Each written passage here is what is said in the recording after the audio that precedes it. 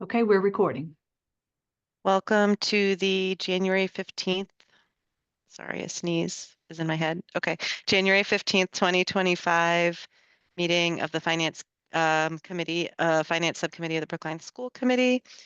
My browser is frozen, so I'm going to restart that, but I'm going to go off of memory on the agenda.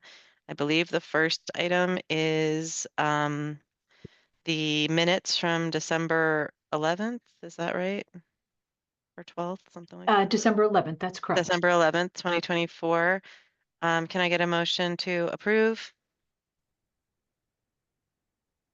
Here moved. Okay, is there a second? Thanks, Carolyn. Sarah, how do you vote? Yes. Carolyn? Yes. Val? Yes. Thanks, and I vote yes. The next item is review. Sorry, my whole browser crashed because that's the way things are. Let me see if I can restore it real quick. Next item is approval of grant applications, I believe. Maybe we could do Um, gifts first if you'd like. I've got it. It all pulled up. Okay. Google Chrome is smart enough to reopen all my windows, so that's nice. So we've got two grant applications that have been, or two or three, actually three, that have been put in front of us. The first one is the FY25 Metco Supplemental Special Education Grant for 132,000. And that's to support or to offset some or all of the paraprofessional staff costs that are associated with Metco students. I'll just read the blurb here that might be helpful for everyone who might have seen or not seen the document, which is 102 Brookline students in the Metco program received special education services in FY24. Paraprofessional salaries are the highest overall expense related to special education services for students in Metco. The district will use the 318, which is the grant code, supplemental grant funds to offset paraprofessional staff costs associated with Metco students. That's the first one. And I have a question on that one, but I don't know if other people do too. Is Linus here already? He's just joining. He just finished up a call, so he'll be here. He's just joining right now.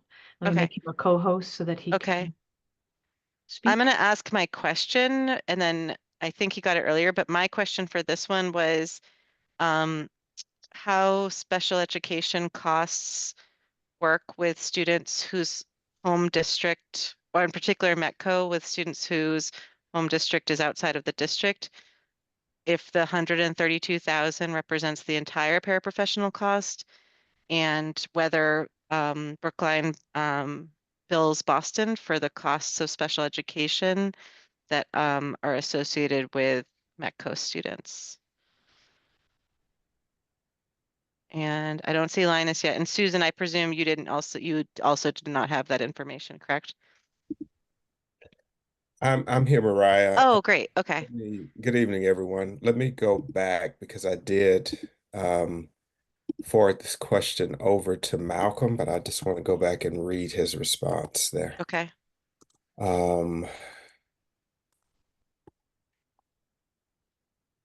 but I think the short answer is the district incurs these costs, which is one of the reasons why Metco is applying for the supplemental grant. So Mariah is right that the home district does cover the costs. This is why we were applying for the supplemental grant to help with the cost that is exclusively connected to a Metco student, like a one-to-one. Boston is not billed for such costs. And so I think Susan worked with Tammy, who's the Metco assistant, to figure out the dollar amount there. But if Boston is responsible for the cost of special education, is there a reason we're not spending a bill for the entire cost of special education to Boston? I think that's worth exploring. My understanding, though, at what point from from Metco headquarters was that once the student is in the district, that the district is incurring those costs.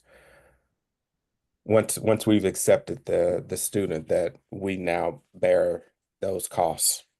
Well, I would appreciate if we could like determine that sort of conclusively, just because these can be significant costs, and it would be, I think, a support for our district if we were charging them back to home district.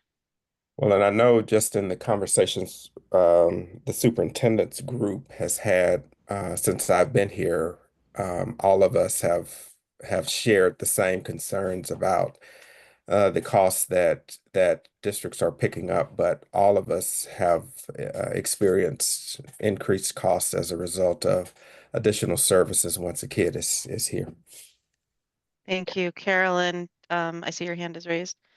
I guess I just was wondering, what the 132 represents. Like, is that, I'm guessing that's kind of like the maximum that Malcolm believed he could apply for, and what, I know it's covering paras, but like how many, what portion of the need? Just curious. Linus, do you have that information? Just based on the math, it's 3 times 44, which is the para salary, if I believe, Susan, Okay, but 44 is It's standard three- salary. Yes, it's for 3 paraprofessionals. That is what we're submitting for, but I just want to say that my understanding is that there's only $300,000 available in this Okay. bucket of money that would then be allocated out, so Okay, the likelihood that we would be Yeah. getting 132 is pretty Mhm. slim. okay, Of the paraprofessionals are existing staff, and one would be for the fund the FRR. One-to-one paraprofessional that's in the roster is not having a funding source, so I see. what we were Okay. targeting there. Yep. Any sense of when this comes back with an answer? I think it's a pretty quick turnaround from what Malcolm told me. Okay, And once they tell us the amount, then they go back and actually put the application in for whatever the balances to whatever amount they allocate to us. And I can, will in return let you know what that amount is. And so it could be that we only get 50,000, in which case, it would be basically the cost of right? okay, thank you. Yep. Helen? Yeah, I just wanted to sort of confirm, to the best of my recollection, we've never gotten reimbursed. This is the first time I've seen any monies come in. In this way, we do get money from Metco, as everybody's aware. I can't remember the amount. I think it was like 5 million this year, I think. More I like thought it was like 3 and 2.4. change. What was it, Gabe? It's closer to 2.4. Yeah, I was going to say it was. Well, it yeah. had gone up to 5 at one point, I guess. But yeah, this, and I assume we can submit this as special ed costs for our chapter, whatever, to the state. But that's it. Okay. Thank you. Linus, it would be great if you could find out on this clarity on my question of what, if any, expenses are billable back to the home districts. Thank you. Sorry, so the next grant we have here is there's 2 for social studies. One is on civics teaching and learning for 60,000, and then there is a separate one also from social studies for genocide education grant. Both of these are to the state, and that one is for 70,000. And I had a question on the first one, which was basically some of it is sort of, I'll call it curriculum renewal and projects within curriculum, but there is a curriculum or a civics action showcase. I don't think I'm getting the name quite right, but something like that, a showcase. Mhm. And I was just wondering if someone from OTL could just respond on how, once the pilot is over this grant, how we would be able to continue to fund this thing, which seems like an expansion of the different efforts we're doing. Yeah. So luckily, Greg Porter, our K-8 coordinator for social studies, was able to join. So Greg, take it Oh, away. great. Oh, there you are. Hi, Greg. Thank you. At first I couldn't get my camera to go on, but I was able to do so. So thanks for having me. Yeah, so the Civic Action Project is something that began a number of years ago, and what we've been doing, actually funded through an earlier civic teaching and learning grant, was development at each of the different schools, and the creation of several different models that a teacher could sort of flexibly work into based on, we know the schools have their different needs and student populations and whatnot. And so as part of a previous grant, we had some funding, and we're working still with it this year on sort of the exploration of school-based events at a little bit, at a more substantial level. And some folks may have joined us at previous ones last year. I saw Linus at an event at Driscoll last year. But also exploration, some planning and learning around what a broader district-wide showcase would look like. And that's all being funded currently by a previous grant. So what I'm writing into this grant is some funding to actually host a to-be-created civic showcase. And I think one of the things that's true of any grant application is you don't know how much funding you're going to get. And so to your question around year over year funding for an event like this, I think it's really just dependent on, one, what we sort of find from the learning process this year and what would be sort of feasible and or wanted is in terms of a civic showcase at the district level. And then what's something that's financially sustainable, because if it's not, the other thing that we're really fortunate to have here in Massachusetts is really well funded and supported statewide showcases. The Department of Elementary and Secondary Education partnered with a group called Generation Citizen to host 4 different dates this spring at various locations across the state that students can apply to participate in. So it's sort of a way, I guess, respectfully, to sort of hedge our bets, right? We have school-based events. We want to explore and consider the option of having a Brookline-based event while also having a statewide event as an ongoing option that isn't sort of budget dependent. Super. Thanks for that. You got it. Any other questions on the 2 social studies grants? Helen? I'm sorry, I guess I just don't understand. What is a civics showcase? Oh, what a perfectly logical question, Helen. Thank you. So I mean, I remember taking civics, but I never had a showcase. Absolutely. So at the end of 8th grade, or in those last weeks and months of 8th grade, the students identify in their teams, in their cohorts, various projects or topics at the local level, statewide level that they're passionate about, right? We've learned about how to be sort of a civic actor, right? And these different skills. And so let's actually get out there and roll up our sleeves and get into something. And so the students self-select a topic, they develop sort of action steps on how they want to develop it. And then again, based on the different models that teachers have, they present it. And I would say the easiest comp to consider is sort of like science fair style, except the students are presenting their action on composting at Runkle School, for example. Right. And so we always have had these school-based events, again, think sort of cafeteria style, where kids have their trifold set up in a circle or whatnot. But again, to just really show value and purpose with this project, the idea of a district-wide event could be something we want to consider. And that's why we're sort of exploring it through this grant to see if it's something that we want and 2 could do over time. Got it. Thank you. Thanks, Greg. Okay, I'll make a motion to approve the grant applications. Is there a second? Okay, thanks, Carolyn. Sarah, how do you vote? Yes. Val, how do you vote? Yes. Carolyn, how do you vote? Yes. And I vote yes as well. Thank you all. Thanks, Greg, and thanks, Gabe, for coming to talk to this. Next item on the agenda is approval of gifts. And Betsy, do you mind pulling that one up? Thank you very much. So we have 6 gifts, one from the Hayes PTO for school homework folders, one from the Ruffin Ridley PTO for middle school Discovering Justice, one from John McGee for the Puerto Rico trip for the high school, one from Sarah Cosa for the Career Student Union at the high school, one from Sarah Egan and George Floyd for the Japan Exchange Program at the high school, and one from David Boundy for Winthrop House in memory of Jen Polk, also at the high school. So thank you very much to these donors for the generous gifts. And I will make a motion for acceptance. Is there a second?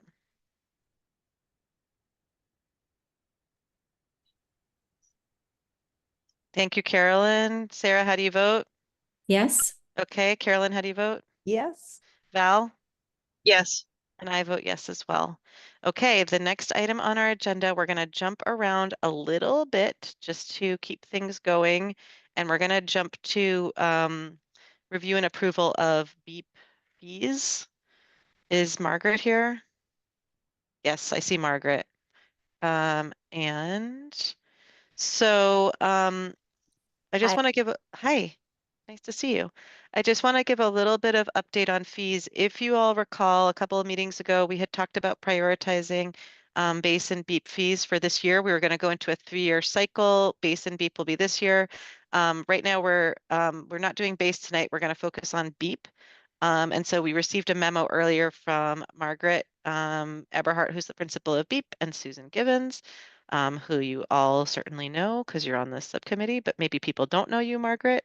And so perhaps Susan, are you going to walk us through this? And Margaret, too, I suppose. Both of you will take it away. Hi, good evening. I guess it's the evening now. Hope you all had a good day. It's a very, very chilly, cool day in the world of BEEP, but we did get outside, so that's what's important. I don't know, Dr. Givens, how would you like to start? Susan, you're on mute. Sure. There Yeah, we go. sorry about that. Guess you can't hear me, can you? Sorry, yeah. Okay. So, yeah, Margaret and I put together this information for you. We try to, focus in on participation and the tuition component. Last year, if you remember, when we met to set the fee, the full day program was not yet up and running. And so we were doing a little bit of guesstimating on what the interest would be in the full day program and how that might play out. So when we approved the fee last year, we approved it at 15,500, and we wanted to revisit that. Also included in the report is some information on the extended program at BEEP, and we have some recommendations on that as well. So I'm going to let Margaret walk you through the enrollment piece because she obviously is much closer to that than I am, and she can explain to you the various different types of services that are provided through BEEP. So I'll hand the mic over to Margaret to walk you through that. Sure, terrific. So we reworked the chart a little bit to be a little bit more informative and to sort of include all the different facets of BEEP. So if you look at that, we started it this year and then you can go backwards, right? So the total enrollment, if you went into the database today in Aspen, is 283 students, right? If you look at how that breaks down in terms of the composition of the program, there are 40 full IEP students. So that means those are students that receive the program as a part of their individual education plan. That might include students in the RISE program and in the Adaptive Learning Center, the ALC. And it also might include students who have a diagnosis that does not rise to the level of a specialized program, but they receive the wraparound services of BEEP. And then we have some students who have an IEP, they might receive just one service and they pay some tuition to attend BEEP. So those are the ones that are in the column that says IEP with tuition. Then there is the column that says financial aid. That's the number of students attending BEEP through the financial aid generously offered from the district. And right now we currently have 204 tuition paying seats, number of children that are paying full tuition to come to BEEP. And then at the bottom or somewhere on the chart, you will see the breakdown of those students, the 38 who receive financial aid, how many of them receive full financial aid, and how many of them receive a percentage or pay a certain percent as a part of their receiving financial aid. And then we have the column that says services only. Those are students who might go to one of our locations and receive a service such as speech or occupational therapy from one of our multidisciplinary team members. So that is the entire, that's the 283 does not include those 16 students. They're not part of that number. And this number, the 283 will probably, it might go up a bit because we are still actually enrolling students at this current time. Parents, if we've had a couple of kids move out and we we go back to the waiting list. We went to the waiting list to someone who's been on the waiting list since September. We had a friend move out of Ridley. We offered them the spot. They're going to start next week. So there's a little bit of that flexibility, and we really honor the fact that we have the waiting list. And if we have a spot, we offer to the families.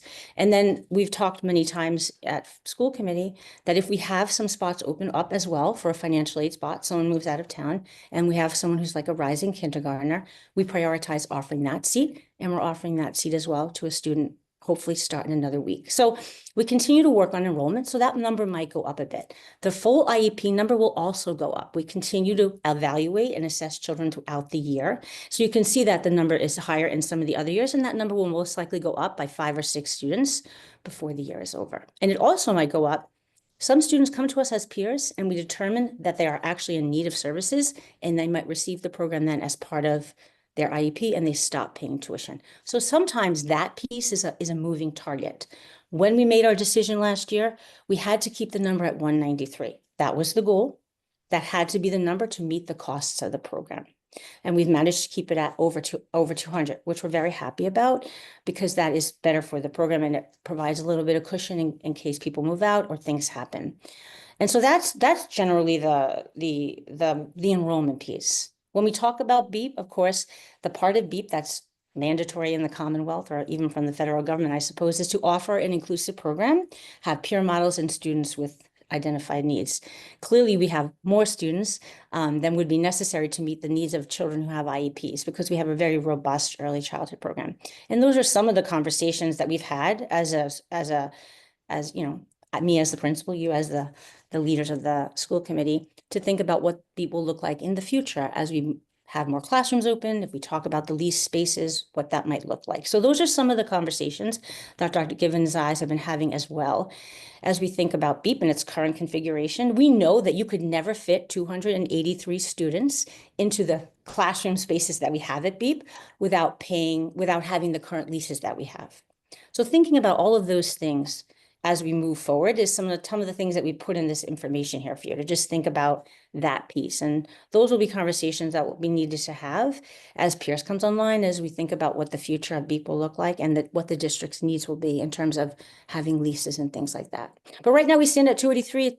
I have to thank you all so much for supporting the school day program. You would never know that we weren't a school day. The children are amazing. The educators are amazing. And it's just been a very lovely transition. It's been a lot of work. The move out of Clark Road was a lot, but the transition to a school day for all 283 of our students has been really wonderful and been very successful. And so I thank you very much for that support. I know that it was a big commitment, and I think children and families have benefited tremendously from that. So I don't know what other questions you might have, so go ahead. Well, Helen, why don't we let Susan finish the document, and then you can ask your question. Okay, go for it, Susan. Okay. Thank you, Margaret. So as Margaret said, there are 201 tuition paying students, and there's an additional 40 students that receive the financial aid. And Margaret already spoke to you about, full versus paying a reduced rate, but we wanted to make sure that people were clear that the revenue we receive isn't for the full complement of students that are attending BEEP. So the revenue that we anticipate generating this year based on the 201 students is $3,115,500. So as we were looking at, okay, what might be our recommendation, we thought first we would provide you with some information about if it was a 3% increase, a 5% increase, or an 8% increase, what would the tuition then become? And then what would the estimated revenue be? And so that's what you see below here. So as Margaret and I talked about it, we felt that for one, BEEP is not a fully, for all the reasons Margaret stated, is not a self-funding program. There's components of it that we need to pay for, and we pay for that out of our operating budget. So we're estimating next year's operating budget in terms of expenses to be $4,315,000. In addition to that, we raise this revenue through tuition, and we also charge expenses against the fund. And so we're estimating the expense side of the house for the revolving fund to be $3,050,000. And then BEEP also received some grant funding to help provide some additional support services to the students who attend the program. And then, as Margaret mentioned, we have the classroom capacity, which is a direct cost associated with the BEEP program. And without the leases, we would not be able to support a program of this size. So the leases are approximately $760,000. And then the other component that's kind of a little bit invisible here is the above the line costs. So just to remind everybody that when we do the revenue split with the town, we have the gross revenues that are estimated, and then we have these costs that are netted out of that. Those are called above the line costs. And included in those above the line costs are benefits. And so when we took a look at the staffing in BEEP and those costs associated with the additional staff to make the program beyond what the mandatory services are, the estimated cost of the benefits is about $1.2 million. Again, we don't charge benefits to programs right now, but if we're looking at what is the total cost, so if you looked at a program that was not a public school program and you were comparing the costs, it would include all of these costs. So we're estimating the total cost of BEEP to be just about $9,500,000 in round numbers. So we're never going to charge enough of the enough in tuition in order to be able to pay for all the costs, neither should we. And so what we were looking at is what is practicable and reasonable to increase our costs over the year, trying to get to this ideal of whatever expenses we have in the revolving fund, we're able to cover through the tuition. And even though we're recommending a 3%, did we do 3% or 5%, Margaret? I think we said we would come in the middle at 5 and then A 5, have a right. conversation with the school committee about Yeah, it. yeah. So it would be 5% this year, 5% next year, and 5% the year after. The idea is, one, we want to keep up with the cost of living. And so when we have breathing costs of employee contracts, we want to make sure that we're at least maintaining an increase that would cover those costs, but also trying to kind of chip away at the ideal tuition that we want to be charging to cover all of our revolving fund expenses. So that was our thinking. And the other part of it, and I'm going to have Margaret speak to this because she's, again, closer to this than I am, and that is, kind of the thinking behind adding the financial aid component and how the market is different today, which then leads into our recommendation to reduce the number of slots, because this will also help to generate a little bit more revenue. It gets us closer to covering the cost of the expenses associated with the BEEP non-mandatory program. So Margaret, can you speak a little bit to that? Sure. So thank you. You've generously increased. We used to have, I think, 20 financial aid spots that we offer to the community, and now we offer 40. We usually fill around 38. We try to get to 40. Sometimes 40 is a hard number to reach because families will often need more than we can offer in terms of the length of the day, locations, and things like that.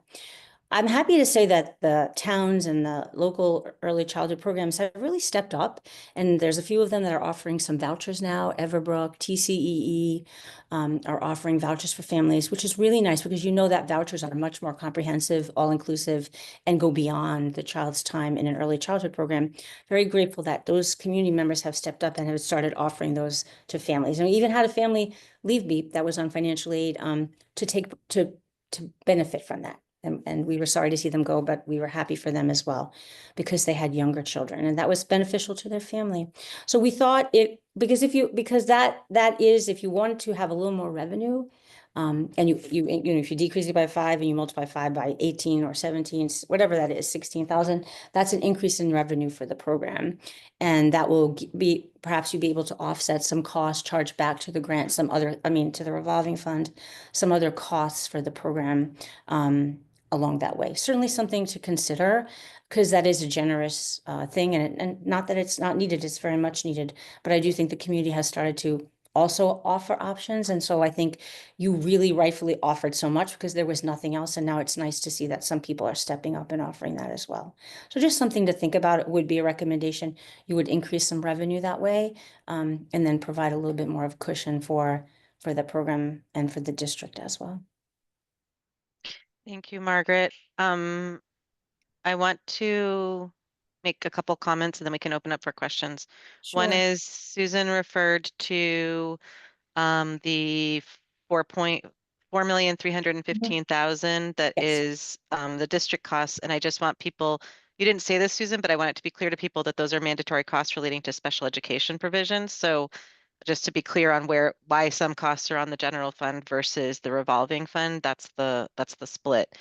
And then the numbers that you were talking about, the 4.3 million, Mhm. the 3,050,000, which is the operating budget, and then the 760,000, which is the lease, and the 1 million and something. Yeah. I saw it somewhere It's here. 1.1 million, I think. Yeah. 1.2 million is what Yeah, she okay. said.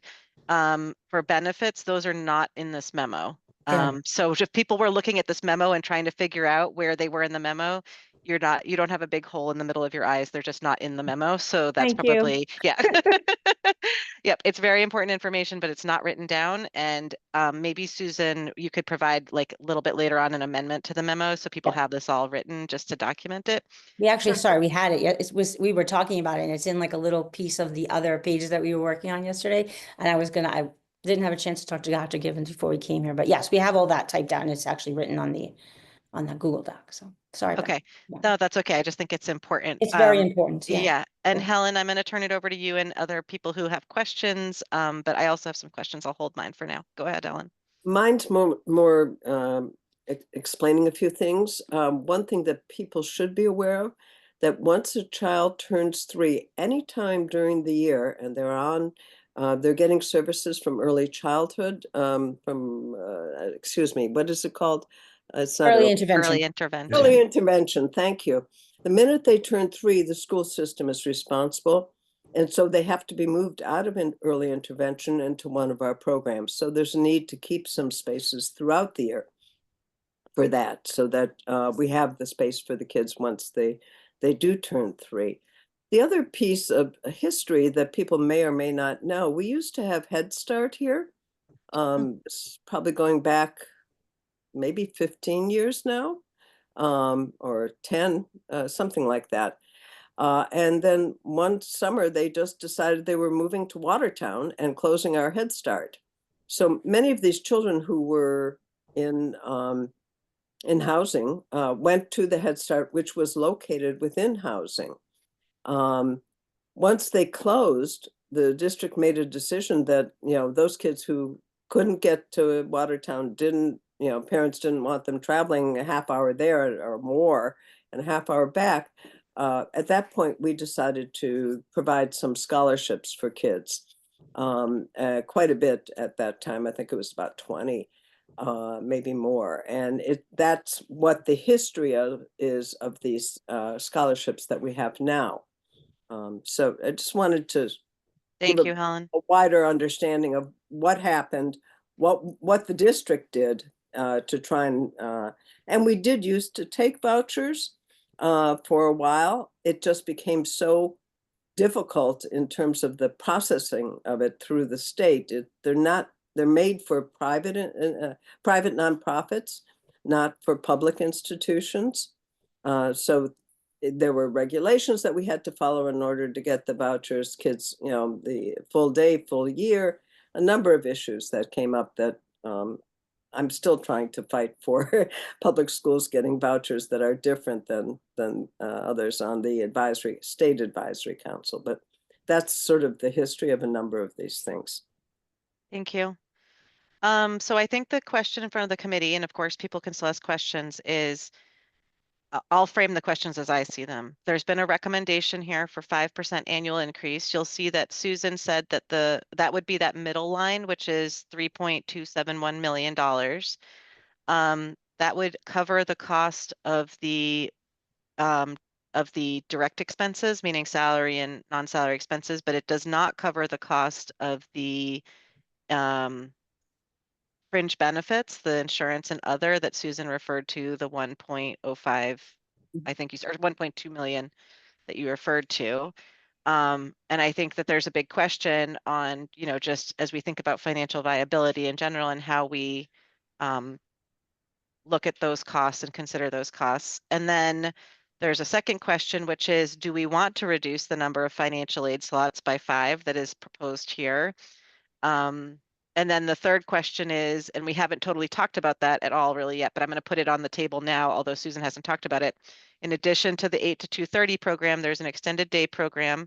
You can see that the salary and benefits are also articulated for that program below, which serves 30 students. The annual cost per pupil is $12,500, which is number 3 there, and they're recommending to take that to $1,000 a month.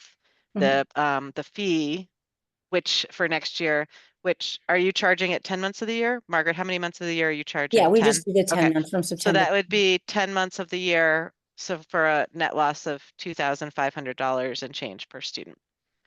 So those are the questions in front of the committee, those 3. I want to go back to the finance subcommittee and I want to keep track of time because I know I want to get to the statement of work next, which is our next item of agenda, and some people have to leave at 6. Okay. So subcommittee specifically, questions, how do you want to, what are your feelings on those 3 questions? And you can take the recommendation of staff or you cannot take the recommendation of staff. You can propose other things. Go ahead, Sarah. Margaret, I have to thank you for being a part of this presentation because I think that what we all want to hear is how this impacts what we're able to offer students. Right. And so I really appreciate the balance that you're doing of, you know, when a program only benefits some of our students and not all of them, there needs to be a little bit of responsibility of trying to pay for that program. I agree. And at the same time, it's a program that benefits everybody because students that need to be in school prior to kindergarten, that helps out the whole community. So my tendency is to follow your recommendation because I understand where it comes from with you.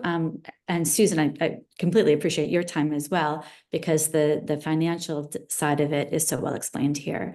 But having the 2 of you work as a team to explain this to us has convinced me.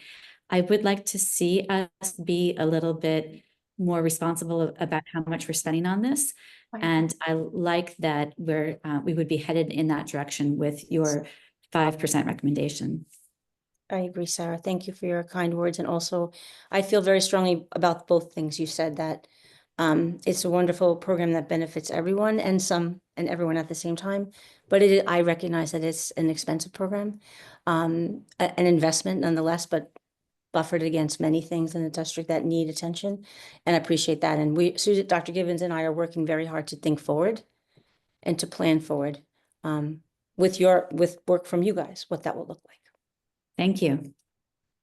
Okay, I'll go to Val and then Carolyn. I'm going to skip you, Helen, since you're not a voter for now. Go ahead, Val. Thanks. I have, I guess, some concern about the extended day portion and starting out essentially in a hole. Our staff costs in those out years and those out fiscal years are just going to go up. And so, you know, to the extent we have many budget concerns right now, I do have some concern about not covering our cost for the extended day portion. Sure. I could certainly, you know, this will be just our 2nd year. We grew it this year and kept it very small. We're still thinking of a smallish thing next year. I could grow it, trust me. More than 100 people have, of the 300 plus people that have applied for next year, more like 100 plus looking for extended day, right? So we have some partners that will help, but it's a definite need, which is why I try really hard to think about that piece. But I hear what you're saying as well. And so we can certainly look at that. Yeah. Well, and I think look at breakpoints, Yeah. Margaret, where Absolutely. you know, where we can expand without a new staff member, or how many slots we can expand before we need to. I can certainly do that. Yep. Great, thank you. Are you at a break point now, Margaret? or no? No, we kept the program very, very small this year. Okay. We're not even at 50, like because that I was worried about staffing. And I still worry a bit about that. You know, Dr. Givens and I talked about, you know, if we were in the most wonderful of positions, we could hire a director. That's how I came to be. But we're not adding any new people. We're not adding any more costs, right? So, but we're not at a breaking point. And I think we can increase revenue. We'll have higher revenue, and we can certainly move this up a bit. And I Okay. totally agree that it is not a required program, and I do not want to cause any structural issues for the district. Val, do you feel the same way about that program, which is looking at salary and benefits? It's an apples and oranges situation compared to the primary program in which the costs, we have not talked about covering benefits for the day program. Yeah. Yes, I do sorry. actually. Yes, Okay. I do. Yep. Okay. I hear you. I respect. Okay. And Carolyn? Thanks. This is all helpful. But I think if what I'm hearing from a couple people is kind of a need more information. I'm curious how what we're talking about here relates to how BEEP was framed going into the last operating override and whether what we're talking about aligns. The question in the last operating override was whether the longer school day would increase general fund, if I recall correctly, whether there would be a cost on the general fund. And I think what we're hearing is that there is not, that the threshold for break even was 193. If I'm correct, Margaret and Susan, that's what we're hearing. And so so the goal of a full day program at no additional cost has been achieved. Is that, Susan, I see your hands up, so please correct my misstatements. Yes, yes, yes. So thank you for that. So the 193 was an estimate that was provided last year based on last year's numbers. So I just want to be clear about that. Right. And in order to hit 93, the tuition would have had to have been higher than the 15.5. So just let me be clear about this. In order to be able to cover the expenses that are currently being funded from the operating or the revolving fund with tuition, the tuition rate would be more like 17,800. None of our recommendation doesn't get us there in any of these scenarios. It gets us pretty close or much closer if we reduce the number of slots. So I just want to be sure that folks understand that. The break-even point on the tuition would be 17,800 this year based on an enrollment of 200. The break even including indirects or not including indirects? Not including indirects, not including classroom Fringe. capacity or benefits. I see. Yeah. So I just want to be clear. So our thinking was this, that again, if we're doing this on 3-year rotations, we were trying to give a recommendation that would kind of get us as close to where we want to be at the end of this 3 years without making the rate so high in one particular year that we the families suffer. And so that's kind of how we were thinking about it. And the same with the BEEP extended day program. That is a service to the community for sure. And it's awesome that we do that. But when you have a program that generates these above the line costs, it means that there's less dollars available for our core programming. So we're starting to think a lot about how do we reduce those above the line costs, which is why you see in the BEEP extended day component, we're adding in the benefits to kind of start to move ourselves towards being able to fund those. So I just wanted to be clear about that so that there wasn't any misunderstanding. Thank you. So Helen, I'm going to hold your question for now. Go ahead, Carolyn. Sorry, Carolyn. Thank you, Susan. That's clear. And thank you for explaining that aspect of bringing in the benefits. That's interesting and helpful to know. So are you saying that that the program is costing the general fund or costing more than had been anticipated or hoped outside of the revolving fund at this time?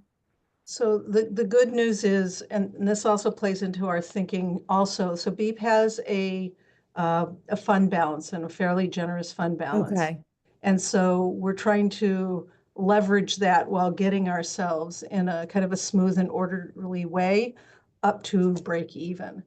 So we're trying to balance community and family impacts as well as knowing what, you know, what we can contribute to it. So it won't cost the operating budget per se, Right. because we'll be able to dip into some of this money to help bridge that gap until we can get closer to it. That's I our see. thinking. Thank you. Yep.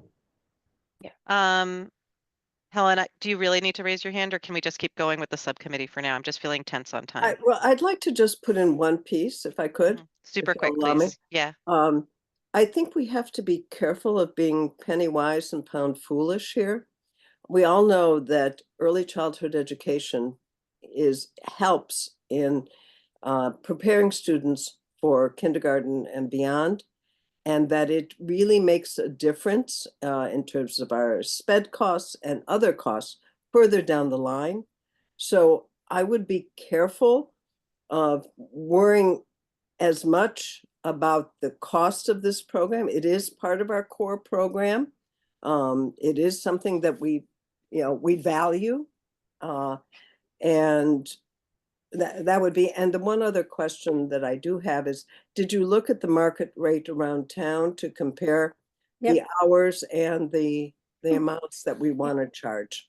We provide that chart last year, and Dr. Gibbons and I spent yesterday afternoon and early evening looking at those charts. We have all that information. We tried to consolidate the information so you would have an informed decision about as it applies to like just sort of but we have all that information and it's very comparable. It's a little less than like some of them are at $22,000 for, for a 10-month program or something along those lines for a private school.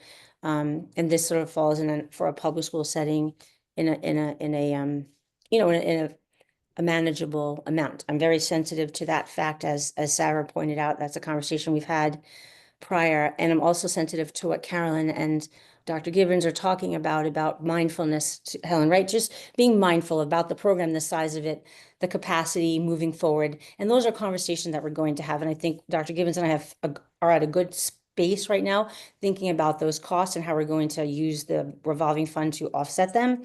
And then also moving forward, what that's going to look like. So yes, you're right, Helen. And I also think we're just trying to be responsible on both ends. So, because I'm a little concerned about going to 5% in one year. That's like $900 for young families can be difficult. It can be. I personally feel that we should be going to the 8% number. Last year, I know you're going to scoff at me, Helen, but you know what? Last year, our number was based on something and we said we were going to revisit this next year. It's been pretty, that's why we raised. Yeah, it's been pretty clear to me that from this conversation that we've had today, that we know we're not covering even the base cost, let alone the indirects from this. And I think we can do this. And I completely agree with you, Helen, that we want to make sure that my thinking is that early childhood education is critical. And we want to make sure that people who can access PSB education is critical. And you said, Margaret, earlier about it's wonderful that the Trust Center and what was the other one? Everbrook are starting to offer vouchers. I would say that I see in your numbers that there is not some significant dip in the number of financial aid seats. So I have personally very little interest in reducing the number of financial aid seats until we actually see a commensurate reduction in the number that we actually see taking these seats. I think it's really important that for the most vulnerable students, who are those who are young students who do not have access, who are low income or low resource background, PSB needs to be providing that access where they may have much more difficulty accessing that in other programs. And it's great if they go to Trust or Everbrook or some other place, but PSB needs to continue to be available to them. So I I do think that my personal preference would be for 8% for not removing the 5 paying seats until we start to see data that we are not actually needing to access, that the community doesn't need to access those seats, which right now the data doesn't show that. It doesn't. Right, and I would go along with the recommendation of $1,000 a month for the extended day, with like the sort of caveat that if you can look at how to staff it a little bit different, we might or not how to staff it, but how to grow the program, that like there could Without be some increasing the staff. flexibility, right, Yeah. on what that fee is. So I guess, you know, we could talk about it $1,000 a month for now, and then that could be something we would evaluate next year to see whether you were able to grow it successfully to cover costs. So I guess my personal preference would be 8%, no reduction in the seats, and $1,000 a month. I could live with that if you want to at some point move that because of the 2 caveats that you said. I think Okay. that sounds reasonable to me. Okay, I'm gonna move that then and see if we can get it through. And of course, this is gonna come back to the the full committee for more voting. So this is just the finance subcommittee's recommendation. Is there a second to it? I will second. Okay, Carolyn, how do you vote? Sorry, I'm gonna vote no. Okay, Val, how do you vote? Yes. Okay, Sarah? Yes. And I vote yes. Okay, so Carolyn, just don't fret not. This will come back to full committee, and we're crushed for time right now. So I'm happy to talk more about the no later on, and we can talk about that and also at the full committee. No big deal. Okay, Thank you so much, everyone. thank you, Margaret, for coming, and Of thank you course, for working on anytime. this with you and Susan. Yep, of course. Okay, Thanks, so Margaret. the next item on the agenda, we're gonna go to what number is it? 3, 2, where am I? The Oh, and I realized we skipped the position control report. Sorry about that. We'll come back to that. Sorry, I'm just getting the agenda back. Do you have it up? Okay. No, you still have the other one, Betsy. 3. It's 3. Okay, so sorry, scrolling and trying to find stuff. And So number 3 is the I- FY25 expenditures and provision of student services, which was the discussion we started at last week's school committee meeting. Sorry, someone was talking. Go ahead, Carolyn. Sorry to interrupt. I'm just getting a few different texts. Obviously, this is all of interest to many people. I think most, if not all, school committee members are here right now, and like the conversation we just had, by having 5 of us was a quorum, which is a school committee meeting. So I've gotten 3 texts about. There's no violation of quorum when you have other members. It happens all the time, and it's not it's a noticed meeting. Okay, just reporting what a few texts I was getting. Thank you. It's noticed on the agenda. Okay, so we're going to keep going. So the item, as I just mentioned, reading the discussion of the FY25 expenditures and provision of student services. And so I think we have 2 major items under this, but we can do the discussion more broadly. The first item is there was interest at last week's meeting. There was a request for me to forward the statement of work that was articulated. I forwarded it to the committee during the meeting, and there was some offline suggestions for some modifications. So I had put together a draft. Betsy, do you have that link, or do you want me to pull it up on my side? Give me 1 minute. I'll pull up right now. Okay. And so this is our chance to wordsmith any further, hopefully quickly, the draft. Oh, see, you can't see it either. That's frustrating. Okay, I'm gonna have to pull it up, Betsy, because I have a whole bunch of edits to this which are not showing. Well, it's funny, you did mention that in your email and I didn't see them and I thought I was missing something, but. Oh yeah, it's totally missing something. Let me pull it up on my side so that people can see that. Would it be helpful for me to read it while you're pulling that up? No, it'll just take me Oh. 1 sec. Yep. Okay, so let me make it a little bigger for everybody. Is that legible for folks? Yes, it's too bad that we weren't able to see that prior to the meeting. Yeah, I'm sorry But we about will, that. we'll. I don't know read why it didn't quickly. work. That's frustrating. But basically the black text that you can see, this isn't track changes in, I wish someone had told me. Well, some people did, but I didn't realize it was a universal problem. I heard from like 3 people. So see how it says, the original text is in black, and then I added in review all PSB internal controls, processes, and procedures related to Office of Student Services Resource Management, including budget practices, hiring protocols, procurement, contract and requisition processes, grant admin, and the overall financial management within the department. And then the green text here is more track changes, and it says questions that school committee would like answered include but not limited to. Question 1 is one that I rephrased from Val's question about whether the district is fulfilling its legal obligations under IDEA, ADA, the Rehabilitation Act, and whether that's being done in a timely way. And then there's sort of a standardized question for all of these that is like, are there internal controls, processes, procedures that could be established or modified to optimize fulfillment of these obligations? Then the second one was about, which Val had sent, was do OAF and OSS appropriately communicate? Val had written regarding invoice approval and payment. I highlighted that because I thought that narrowed the scope, and I wasn't sure, Val, if you wanted to only have it be about invoice approval and payment, or whether it was more broadly about all of the topics that were listed in the original statement of work. I think all of them would be. Okay, so I'll delete out that for now. And then again, what internal controls, processes, procedures could be established or modified to optimize communication? So it's that same sort of wording from the first one.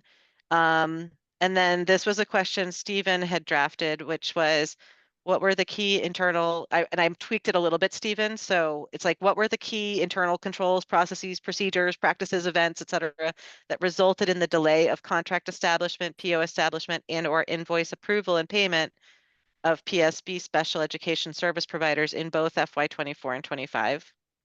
Mariah, Yes, can I respond to that now? please, yes. I suggest shortening it Okay, and change from delay in, I would say delay in service provision to special education, service provision of special edu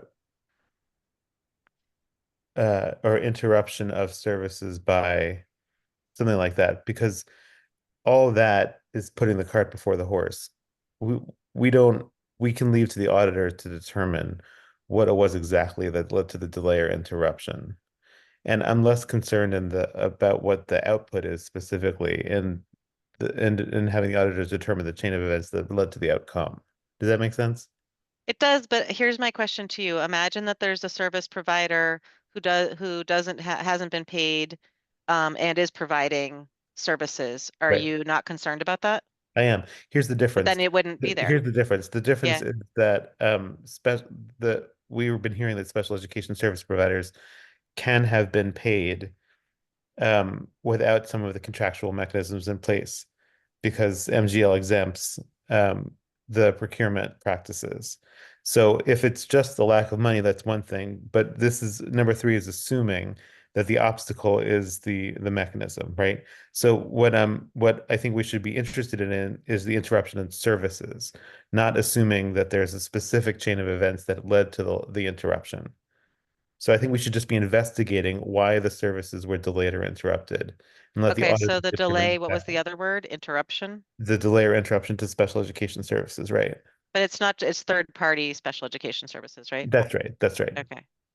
Does that make sense? Does anyone else have any thoughts on that? Are you okay with Stephen's modification to it? I kind of thought that you were going to read all the way through and then we were going to go through. Oh, So, sorry. um, I just had to take so- off early. Well, they're each very different. So, Okay. and Stephen has a hard stop, I think, in pretty soon. So I want to. All right, yeah. then. Is then it keep only on third going, and parties I'll though? hold my questions. Sorry, I guess I do have a question about it. We Is wouldn't it have only any third parties? contracts with, the questions and the issues were raised around contracts, right? Well, but So- Stephen just expanded it to a delay or interruption of services, and so I'm wondering about like paras. who would be our employee, and whether there's a delay right now in para hiring. I think that's really important to add. I agree with Val. Okay, so should we say special education hiring and or like that? Special, I it should think say it's, special hiring, special education hiring. well, it may not be hiring either. So I think I like the idea of the broader language where it's any interruption in services. I'm very interested in understanding that myself. Okay, What causes that? Like, Yeah. is there, and when it is, what's causing that so that we can address it? I mean, okay. yeah. Any other thoughts from anyone on this one? I have a sort of overall question that might lead to another question. So this is being developed. This kind of goes back to maybe when we were emailed the previous draft. Can you just kind of orient us to, like, where is this? Is this coming through the town's audit committee? Is this coming through It's going, administration and it's finance? Is being this a paid school committee by, thing? it's being requested by school committee, paid by PSB and audit committee. We've been talking with Paul Healy, who is the chair of the audit committee, who has also shared the request with the rest of the membership of audit committee and working with Lincoln Heineman, who's the director of finance on the town side, who is sort of the liaison with the auditors. Okay. So this is our document though. We are the primary clients and Okay. yep, an audit So- committee is in partnership with us, but we are the primary clients. Okay, thank you. That answers my question. And I guess I don't know, do you want to open this discussion up to any, I don't know who's on the audit committee or if any members are here, but I don't know if you want to. I can't see right now because I'm sharing the membership. But yes, my question of does anyone else have any comments was not just for the subcommittee. And you're right, I should explicitly say that, you know, if there's people who are not on the subcommittee who want to bring up things, I think they can. At the end of the day, though, this is the subcommittee document that's going to be like recommended to the Got full it. committee. So Thank you, thank you. yep, yep. So I can't see hands raised and I can't see people. So, but if I'm going to keep going and then we can talk about that, or people can raise their hands and someone sorry. can let me know. Mariah, Yeah. can I add one more thing? Can I Yes. suggest that we say delay, interruption, and or non-payment of?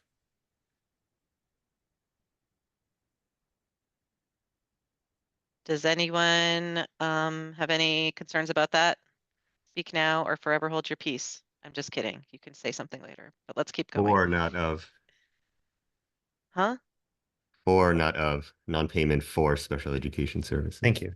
Oh, I thought you said or not of, and I was confused. For not of. Okay. I thought it was of. I think it's of, Andy. Is that you, Andy? Who was saying that? That It's was Andy. of. Delay of, interruption of, non-payment of. It should be of.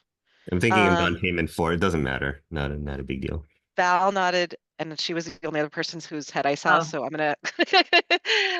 This is like pure wordsmithing. Let's keep going past the whatever we call that part of speech. Okay, number 4. Are there charges allocated to OSS during FY24 and or FY25 that would be better allocated to another unit of PSB? This is related to a question about whether the charges are being allocated to the right place, and this was something that came up about, you know, a question that was raised. And so again, that same question, if so, what internal controls, processes, procedures could be established or modified to optimize charge allocation? And then this is a modified version of my question that I asked last week that we didn't get an answer to, which was basically, does the auditor believe that the special education cost increase over the prior year, meaning, so for FY24, it would mean 23 to 24, and for 25, the increase from 24 to 25, represents a broadly accurate picture of the district's special education costs? If so, what internal controls, processes, procedures could be established or modified to optimize special education funding?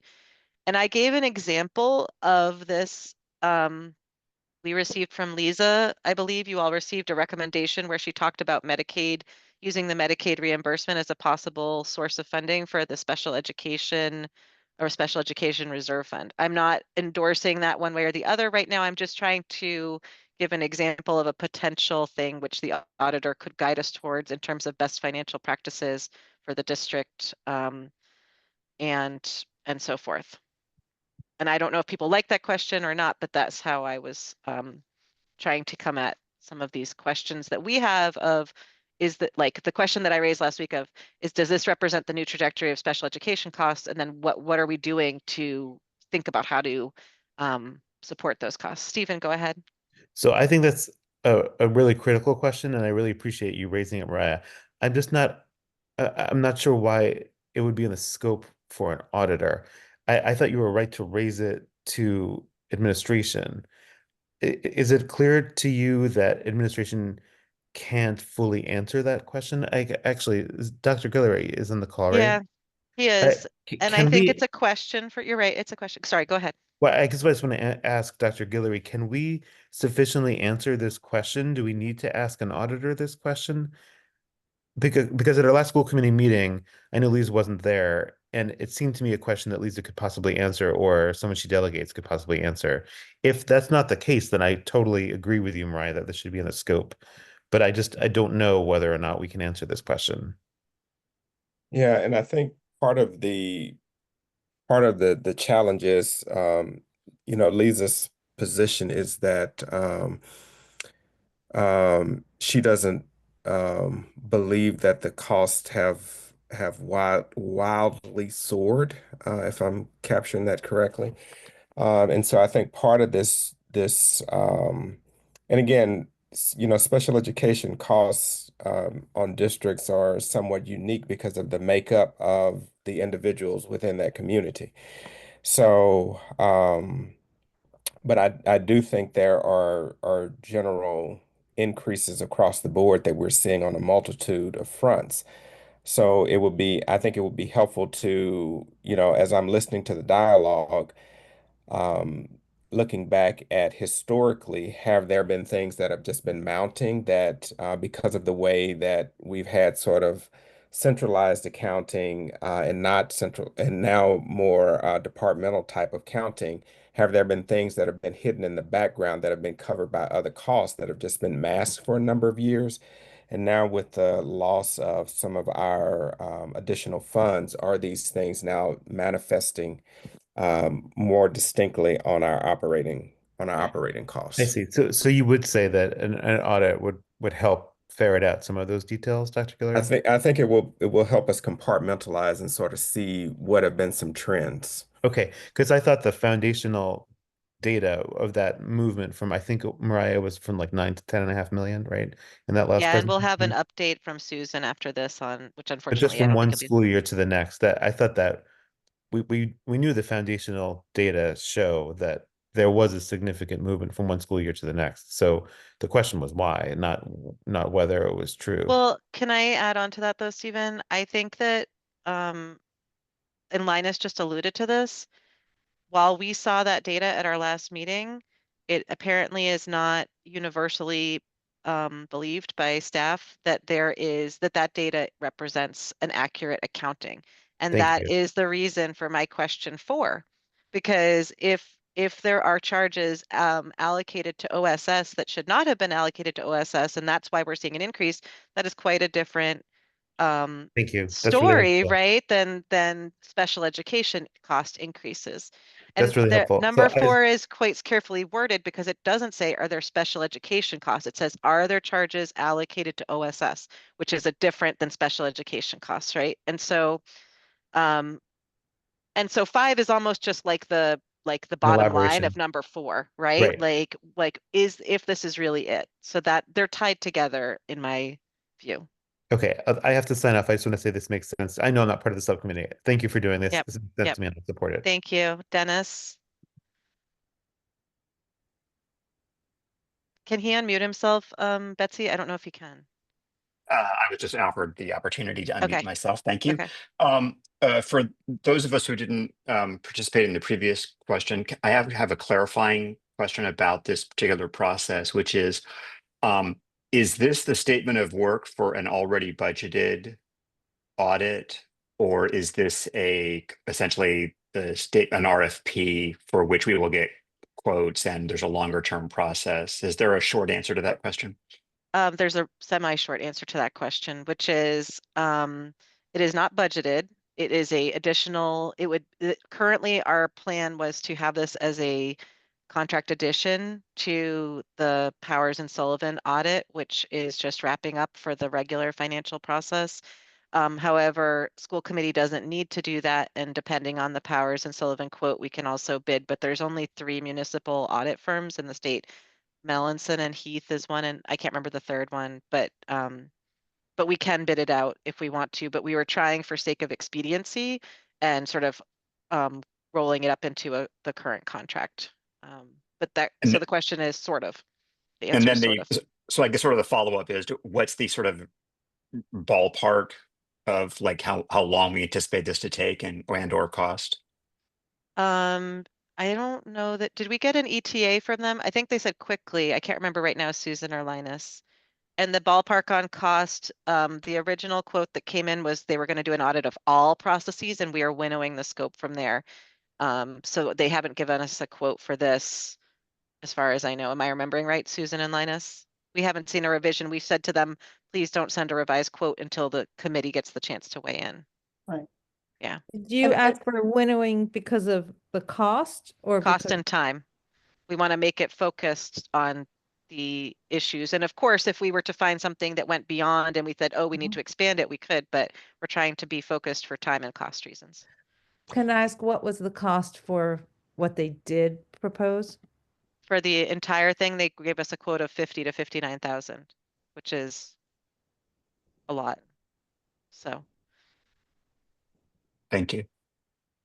And also, I think it's important to note that the procedures are not different for OSS than they are for in any other area.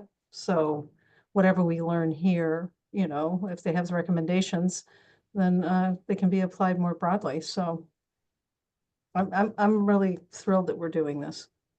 I think it'll answer a lot of questions I have, and you do as well. So the sooner the better. Does the subcommittee feel comfortable? I guess we'll take a little vote. Do we feel comfortable advancing this back to the audit committee? Or maybe can I take a straw? I'm going to take it down. Sorry if I can figure out how to. There we go. Stop sharing. And do we have a quorum of the members right now? Okay. Can I take just like a straw poll of, do people feel like this is okay right now? Can I get just like a hands up or a thumbs up or thumbs down on this one? Jesse, I'm calling on you too. I'm close. That felt a little bit rushed to me. I felt like I had I some more know. questions, Okay, well, you can still ask more questions. No, That's fine. I'm close. Okay. We can ask more questions though. I want people to feel comfortable. I think I saw thumbs up from Carolyn, you, me, Val. Helen, did you have thumbs up? And also I didn't Andy, think I'm we were calling on you. supposed to weigh in. It's a straw poll. You're not voting. I just Okay, need you straw to, poll. yeah, it's a straw poll. I just need to know, do we have to take this to full committee or not? Basically, or can we proceed back to audit committee or to Paul and whatchamacallit and Lincoln? Jesse and Andy, are you comfortable with us going back to audit? And So the thumbs up was to take it to school committee or not to take it? no, not to take it. Are you comfortable enough with it that we don't need to take it back to school committee for more discussion and vote? I mean, I already heard that you were concerned with the price, and so in a constrained financial environment, do we need more discussion to move forward before we? Yeah, the price was for their larger scope, not for this scope. We don't have a price for this scope yet because we're trying to narrow the scope. If we scoped it down by half and it went to 30K, is that still a constraint on us that we don't have 30K to put in at this point? I mean, we don't have $10 to put in at this point. It's like one of these things, in my opinion, where you can't afford to and you can't afford not to. So I don't see a path forward that doesn't include this. I think it's important for our confidence in how the system works and for the public's confidence in how the system works. So that's, I guess I feel like there's no alternative to doing it. But the flip side will be whatever money we spend, even if it's 10,000, would kind of have to eventually come out of something else that we were going to do in this budget cycle that we're not going to be able to do. Correct.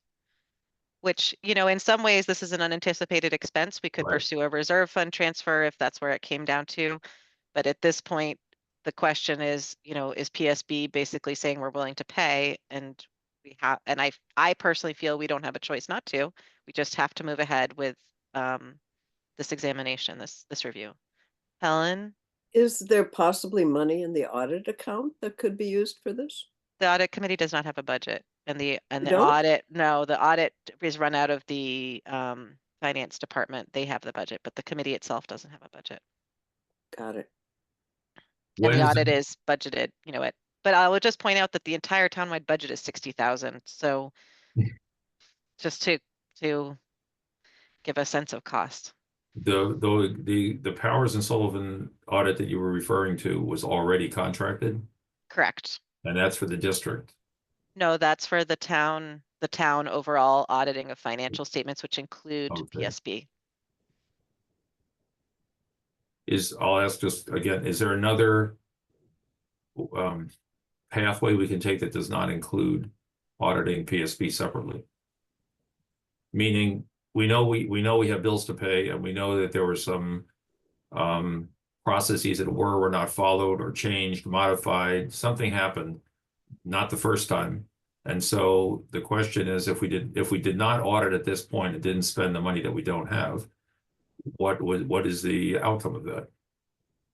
Val, are you answering his question or asking a Well, different one? I'm giving comment on it. I think it's a bad outcome because I don't think that we learn. I don't think we actually know what processes or procedures were or weren't followed, whether they are the correct procedures with respect to special education, which has legal mandates. And I see us being that being really penny wise and pound foolish in the sense that if we can sort this out and actually be more efficient and provide the services we're required to legally and morally, that it's a win-win ultimately.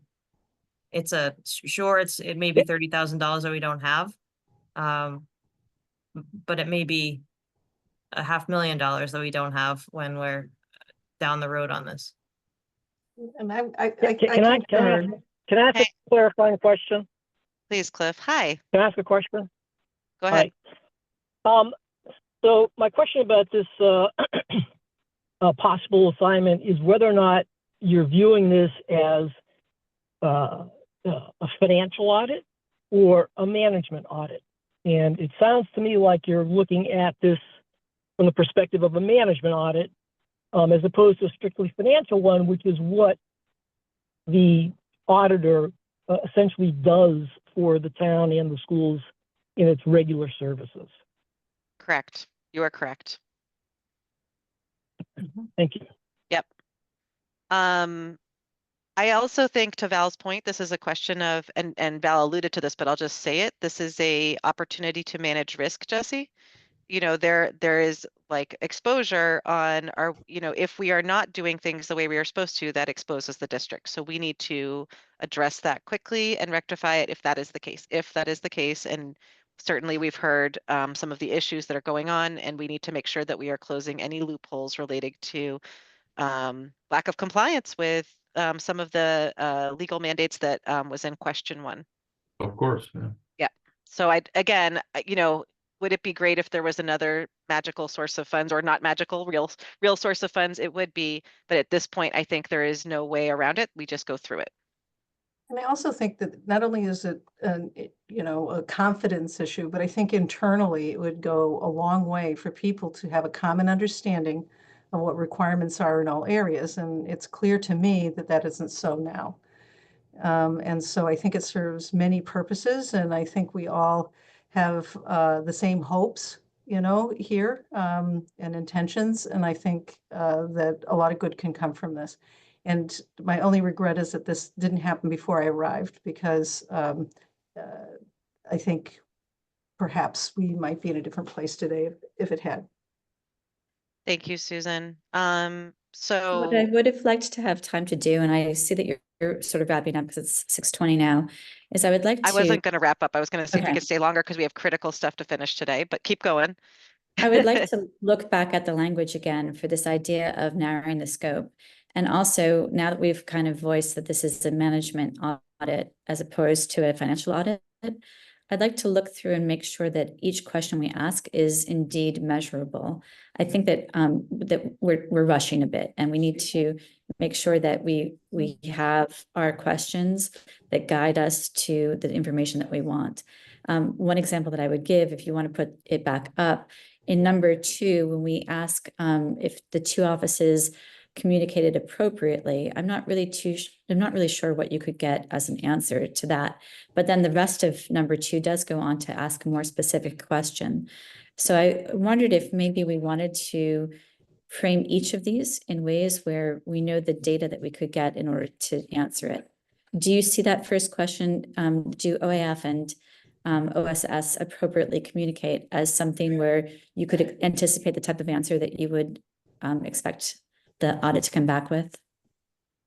I feel comfortable with it, but Yeah, can I just comment? I do too. I mean, please. I've been involved in, I don't know how many audits of very large nonprofit organizations, and auditors all the time have questions like this and bring back information that combines both qualitative and quantitative measures and information. That's super helpful. Okay, thank you. Yep. I've seen Lee put up his hand and take it down a couple times, and he's on the audit committee. And if Lee, you want to talk, is he still here? There's a long list of participants. Lee's not a participant, so I don't know if he's not able to. Betsy, perhaps. I did just. Oh, there you are, Lee. Yeah. Okay, go ahead, Lee. You're on mute now, but go ahead, I think, and take yourself off.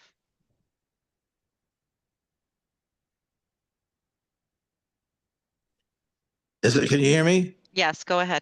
I am on the audit committee. I'm the advisory committee representative. I've been on the audit committee for a number of years. I'm not aware, we certainly, to the best of my knowledge, we have not had any meeting of the audit committee addressing this issue. I know there's been some correspondence with Paul Healy, but there's been no meeting as far as I know.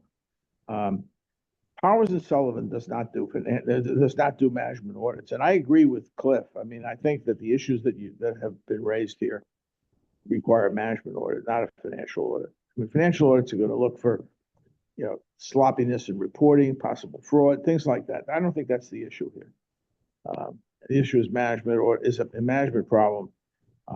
And this is something I tried to address when I introduced Article 37 a couple of years ago, which did not pass town meeting. But I've been in contact with Paul. Hopefully, there will be an audit committee meeting soon, and we'll be able to address this. But expanding Powers and Sullivan's scope, I don't think is the right choice right now. At least that's my personal opinion. I'm not speaking for the audit committee. Thank you, Lee. Okay, so we've had a little bit more questions. I need another, we got, I think, a little bit taken aside by Jesse's question, which is okay. Jesse and Andy, can you just give me a thumbs up or thumbs down with proceeding as is? By proceeding, you meant, you said take it to the audit committee? No, what I'm saying, I mean, it would be to go back to the auditor and Paul Healy to have them provide it to the, for a quote. For a quote? Yes, as opposed to going back to full school committee for more discussion. Okay. With that, I'm on board. Yeah. I'm okay with it. Okay, thank you. So Thank I you. think we have a clear, Helen, go ahead. You're on mute. I'm sorry. Are this auditor capable of doing this? Susan, do you want to comment on that, or Linus? So that you can talk about it. Yeah, I'm not sure who the auditors are. I am familiar with Powers and Sullivan, and they do they have always done a significant amount of the municipal audits in the state, including regional schools and collaboratives, which are specifically schools. And so depending on who the auditor is, they could very well be the best choice here. Even when an auditor comes in, they do audit your management practices and internal controls. And some of the issues that have been raised and are being questioned are in fact that. And so I think it's important that they are able to provide a management letter, which is always a part of an audit, with recommendations around that. But it has to be somebody that's familiar with schools, or it's never going to get to the heart of some of the questions that are being asked. So if it's the right auditor who's very familiar with schools and school law, then it could be very helpful. And there's also, in a lot of these large firms, different divisions and people that they can include on their team that is auditing that would have different types of expertise. So I think it really does come down to who are the members of the team. And I have talked to Lincoln about that. It's important that we get people that understand school, they understand municipal finance, and they have the proper staff in order to be able to answer the questions. And I think by sending this scope of work out, we're signaling to them the questions that we in fact want explored. And the other thing I'll say is that this is not necessarily, to Cliff's point, an audit. It's a review. An audit is a very specific thing, and I think that's what Lee's referring to. We're not creating audited financial statements, which is a whole different matter, right? It's a review of our financial practices, and I think that's a little bit different. So that's what I would share on that. Thank you. I would just also note that Powers and Sullivan has been acquired and rolled up into a larger firm, so that might also change what, even if there's some sort of historical knowledge, Lee, on what Powers and Sullivan does, that may have evolved more recently. We're gonna move ahead into Susan. I don't know if you disappeared for good or if you just disappeared for a moment. But we're there you are, you're on mute.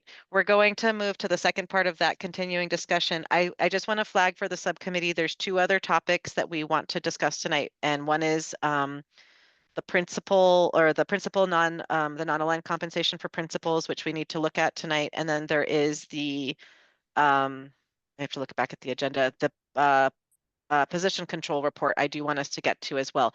We were not going to do the second quarter report tonight. There were some staff who are not in today for personal reasons, and so a couple of the questions on the personnel on the second quarter report aren't ready yet. And we're not going to do the discussion on strategies to increase revenues and contain costs. I was going to do it, Susan, but I feel like we just need to park it because we've got to get through the critical stuff. And we are going to, if you recall, subcommittee, we have an agenda that says, or a year-long calendar that says, if needed, we're going to meet on February 5th. And so we are going to meet on February 5th, and we're going to cover the strategies for costs. We're going to cover the quarterly report. We're going to cover some pending applications, some pending grant applications or pending grant approvals, and there may be a couple of other things that get added in there. So February 5th is on. Make sure your calendar is updated. And with that, we're going to go back to Susan, if you want to pull up, or Betsy, you want to pull up the document that Susan sent, the chart. So if you all recall, we had a chart. It's not that one. It's the one, the OSS funding source one, all the way on the right, I think. Yeah, that one. So if you all recall, we had a document that we saw that was just the general fund at last Thursday meeting, and this includes this one. Maybe you can make it bigger, Betsy, because that's a little small for people in the cheap seats.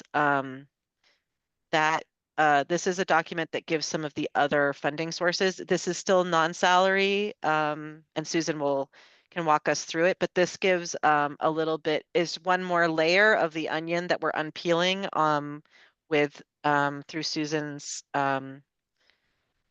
guidance on the different expenses. So Susan, do you want to just talk through it a little bit? And we can take questions, but I just want people to realize that we're going to look at this again, I think probably on the 5th, as we also see the salary overlaid on top of this. So go ahead, Susan.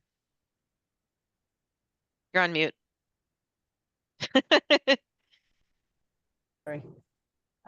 Yes, as Mariah said, I wasn't able to get some of the information I was hoping tonight because staff for personal reasons weren't in today. So at the school board meeting, the superintendent had provided some information during his presentation that was really focused on non-salary expenses. And so I took that information that was provided by our finance department, and that's what's on the first line. So these are our general fund non-salary expenses. Oftentimes we call them operating costs.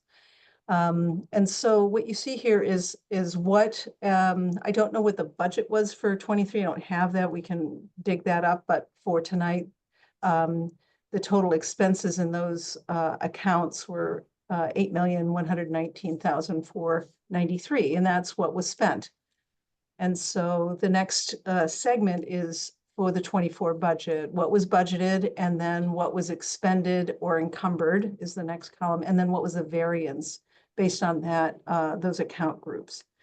And so we all know this. We were all, discussing some of the challenges we had last year. And so we knew that we were had some cost overruns in OSS. Some of this was transportation, some was settlements, some were out of district, et cetera, contracts and things like that. So altogether, as the year closed, that is what the variance was. I also want to say that Diane shared with me that when she prepared this, that it was postings on the town side through September the 15th. So I just want to call that out because she felt that was important to say. And so Meaning that there could have been some shifts in the data since September 15th for the prior year closes. Unlikely, Yes. but possibly. Okay. No. Well, there will, I don't know if it's to these accounts, but we have received more invoices for expenses that are OSS related that there was no PO for from last fiscal year. And we had talked a little bit about that at the school board meeting, and Jesse had asked, well, how do we handle that? And so we did recently get another batch of invoices. So that's what can cause the number to change a little bit once they've identified how that will be paid. So that's why I think it's important. Diane wanted to call out that this on the 24 is expenses as of September 15th.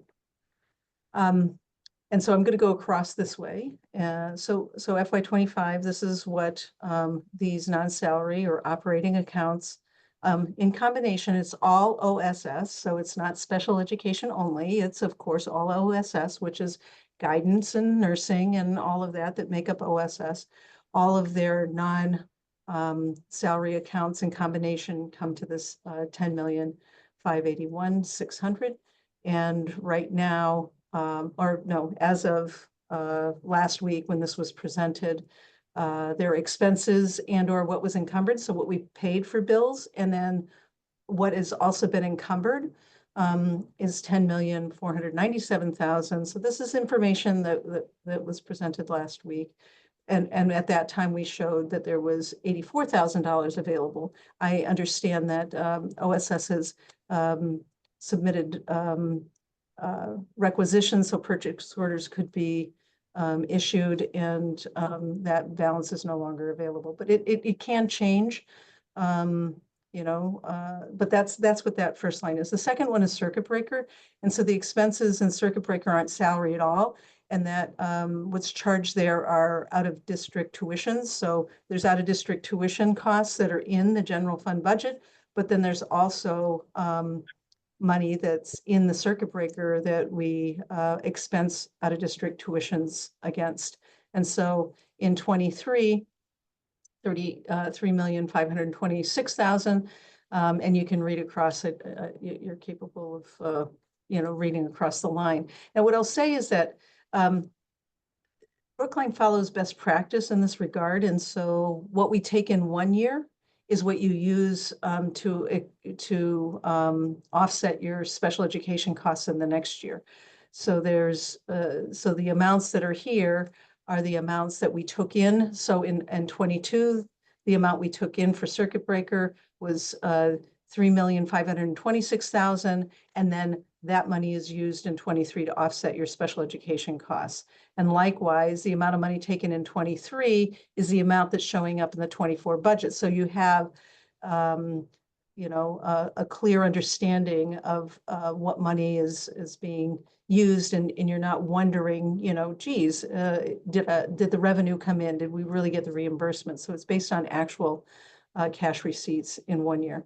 And that is best practice and what is recommended. So I applaud the community for using that strategy. So as you can see, a little bit overspent last year, 18,000. So every dime that we had available for district tuitions out of that account were expended. And then this year we had 3,606,000. And right now we're trending above that. So IDEA grants. So I just want to say that the IDEA grant and IDEA grants in general, and most of our federal grants will run over multiple years. So the grant is written in 23 and you spend it, in 23 and 24, but you can also extend that into 24 and 25. So when presenting it here, I'm representing what the FY24 IDEA grant, I should have put it all in one line. I think I'll do that next time. But so the IDEA grant in 24 isn't all spent in fiscal 24. So I just want to be clear about that. So that's why it says expense in the encumbrance. So it's the amount of money spent in 24 plus what has been spent in 25 that's applicable. So let me give you an example. The IDEA grant here in Brookline includes costs for the summer school program. The grant is written from a September date, typically for that 12 months, so September 1 through August 31st. So the summer school program runs in an off cycle from our fiscal year, if you're following me. And so there's expenses and we've accounted for it this way anyways, but there's expenses for that come out in 25 that are applicable to the 24 grants. So what I'm doing here is I'm just telling you that the grant was approved for 2,457,000, and that all in with all of the expending and what's been encumbered across those 2 years, this is what we have committed ourselves to, whether it's paid out in an expense and or encumbered. And so that one right now is overspent. So you're going to say, so Susan, what do we do with that? That means that there's not enough money in the grant. And so those expenses will then have to be borne by the operating budget. So that's how that is treated. Do they always have to go to the operating budget, or can they be transferred to another grant, for example? Like, if they're applicable to, so you can't just move money around, right? No, of course, right. Only if they're relevant to the to the other grant. And in all cases with special revenue funds, they're set out for specific purposes and you can't kind of commingle. So in other words, yeah. And so if there's an opportunity, but we know already that in the 25 grant, there isn't any money to then allocate. And a lot of the expenses that occurred for the 24 grant don't hit the 25 cycle, right? So it just Susan, depends. can I, just because I know we're running short on time, can I ask you a couple questions and then turn it over to the subcommittee too for questions? I know, well, my first question is, I believe that Circuit Breaker and IDEA are like the big grants in it for the OSS, but there are other grants, obviously, that OSS receives, like nursing grants and so forth. Does this represent the entire universe of special education, or will you be or will you be providing us with the OSS funding sources in their entirety? Like, will we be looking at this? Yeah, we can.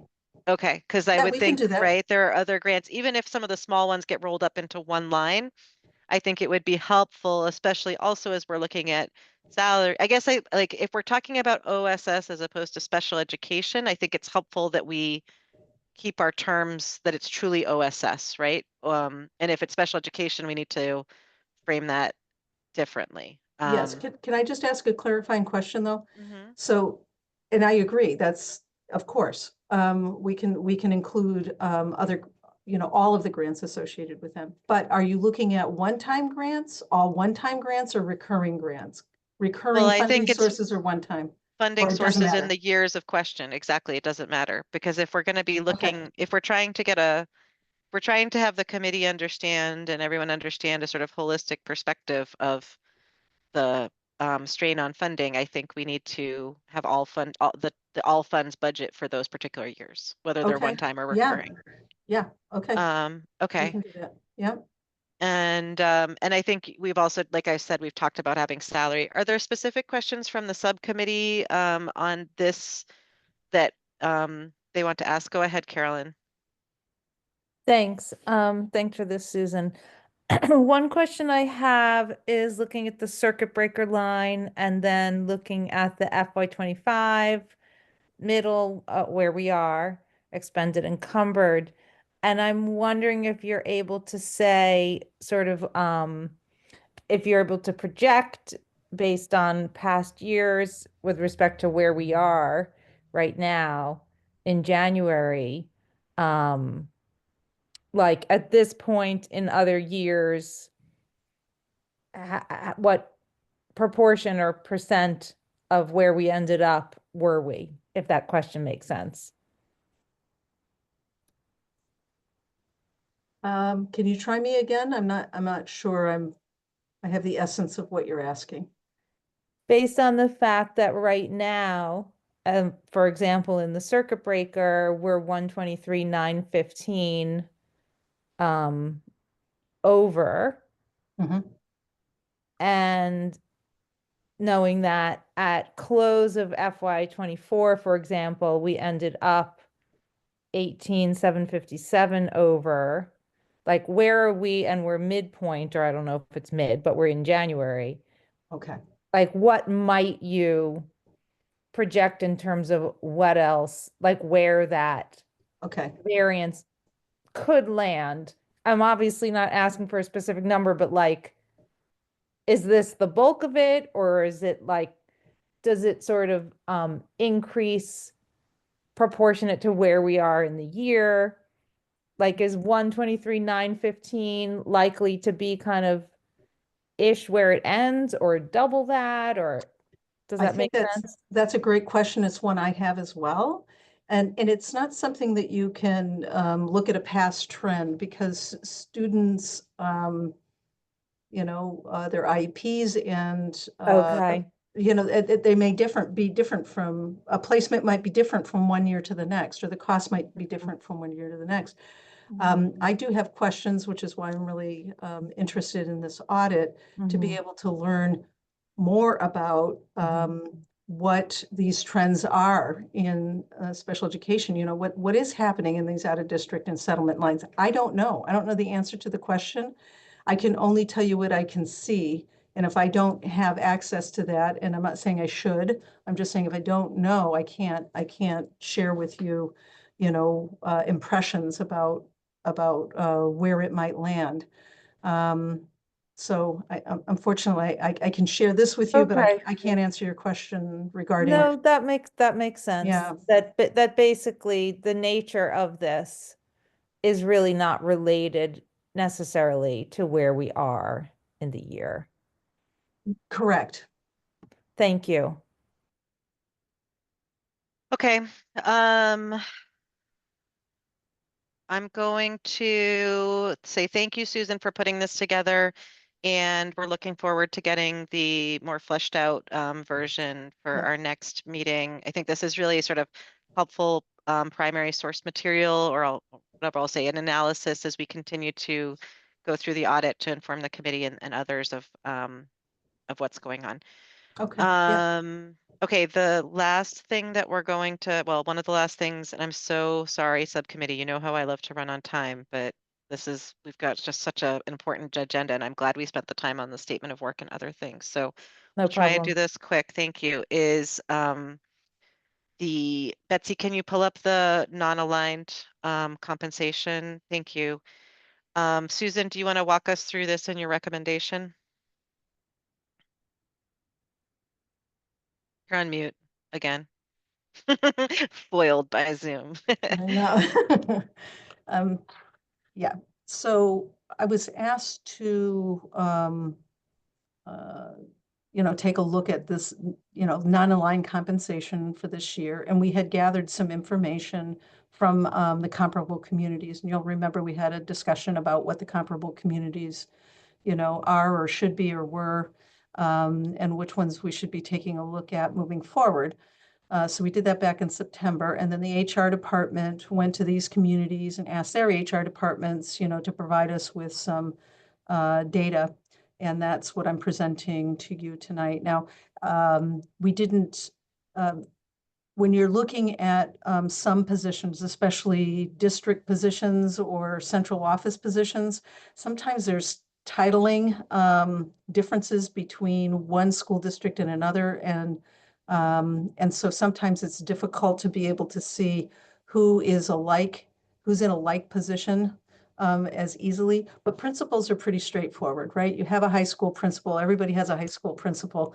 And so this is much more straightforward. So we weren't able to get information from Belmont, and we're missing information from Acton Boxborough on the high school principal. And there was one other, and I can't think of what it is, what the other community is off the top of my head.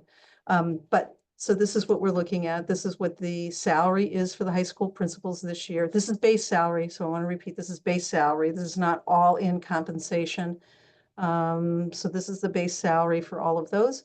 And so when you take an average of that group, it comes to 175,000. Our high school principal's current salary is 180.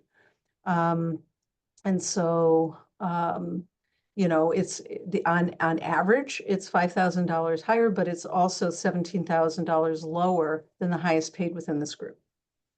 So that's kind of what my takeaway was from this. On the middle school, and of course, we don't have middle school principals per se. We have K-8, which has elementary and middle school. So there isn't, you know, salaries from comparable school districts that separate, you know, that are combined like ours are. So again, the Can same. I just comment one thing, Susan, just for Yep. people who are reading the chart? Do you mind just scrolling back up, Betsy, to the high school? That most of them, there's no high and low because there's only one person, but some communities do have more than one, right, Susan? That's why you'll see a Correct. high and low for some, but not Yes. all. Okay, Correct. just to make sure everyone's reading the charts and understanding why some communities have high, low, and some just have an average. When there's only an average, it's an N of 1. Thank you. Right. And so, yeah, exactly. So in the middle school, you'll see 3 communities have more than one middle school.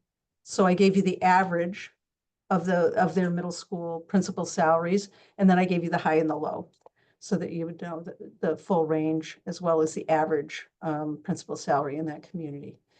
So here again, same information for middle school principals. The average middle school salary for our comparables is 158, 759. And our average principal salary is 154, 773.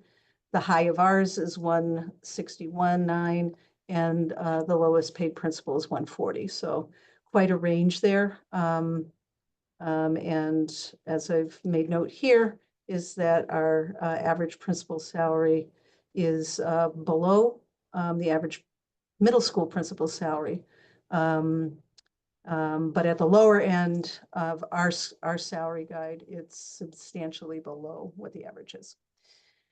Okay, so then we get to the elementary schools. Of course, every community has more than one elementary school. So again, here I've given you the low and the high for each community, and then the average of their elementary school principal salaries. And then I averaged the average and came up with the 148, 214 in comparison to ours, which is 154. So we're higher than the average at the elementary, lower than the average of the middle school. And here again, even on the lower end of our principal salary, it's lower than the elementary average. So those were some of the impressions. So maybe I'll pause for a moment and see if anybody has any questions about any of that. Or...